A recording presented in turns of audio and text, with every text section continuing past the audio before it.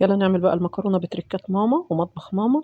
طول ما الفيديو شغال هقولك على تركات كده بتخلي لك المكرونه بتاعتك تحفه.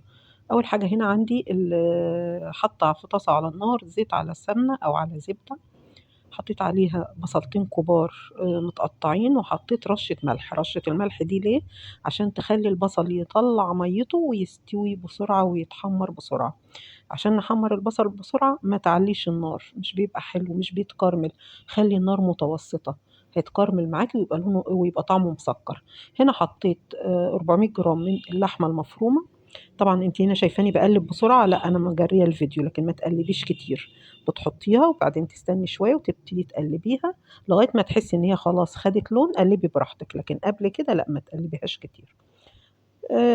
كده قلبت اللحمة، حطيت بقى 7 بهارات، حطيت فلفل اسود، حطيت جوز الطيب، وابتدي اديهم برضو تقليبه حلوه. حابه تحطي مرقه خضروات حطي. انا هقولك على الحاجات اللي ممكن تعمليها وممكن اكونش انا عملتها في الفيديو. يعني ممكن هنا تحطي مرقه خضروات او مرقه فوريه.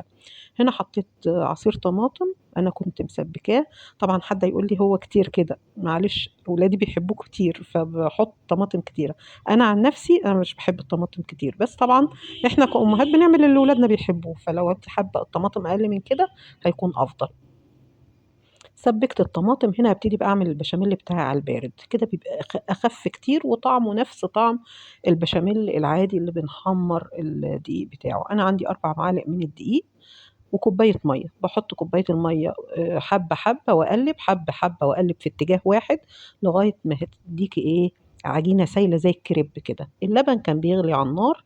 هبتدي أحط بيها العجينة اللي أنا عملتها أو الدقيق اللي أنا عملته، وإيد تحرك علشان ما يتلسعش معايا وما يكلكعش. ابتدي أحرك فيه كتير، ايدي فيه على طول لغايه ما احس ان هو ايه، استوى بقى، غلى واستوى وتمام. طب نفترض انه كلكع معاكي، ولا يهمك، بالهاند بلندر وانزلي فيه هينعم ويبقى زي الكريمة. حطيت هنا حطيت سوري، حطيت 7 بهارات، وحطيت فلفل اسود، وحطيت ملح. شايفة قوامه حلو ازاي؟ طب ما عندكيش هاند بلندر، سيبيه يهدى شوية وفي الخلاط واضربيه. ابتدي احط طبقة كده خفيفة في قاع الصينية بتاعتي. وهقولك برضو ممكن برضو البشاميل قبل ما انسى، انا حطيت له بس معلش ما اتصورتش معلقة كريمة لباني بودر. بجيبها من عند بتاع مستلزمات الحلويات، ادوبها في حبة لبن واحطها، بتخليه دسم وحلو قوي. ممكن تحطي حبة قشطة تخليه برضو جميل. ما عندكيش خالص زي الفل. انا جبت هنا بقى المكرونة اللي انا سلقاها 70% سوا، يعني مش سوا كامل. وابتدي ارصها كده. طبعا لو عندك الوقت رصيها كده، ما عندكيش الوقت حطي عادي زي ما بنحط. انا رصيت طبقتين، وهقول لك ايه الغلطه اللي انا عملتها. رصيت طبقتين من المكرونه وابتديت احط العصاج بتاعي. حسيت ان هو كتير فلا، شلت حبه منه. وابتدي ايه، افرده على وش الصينيه بتاعتي او على في النص. وهنا حطيت ايه، حبه اسمه ايه ده معلش.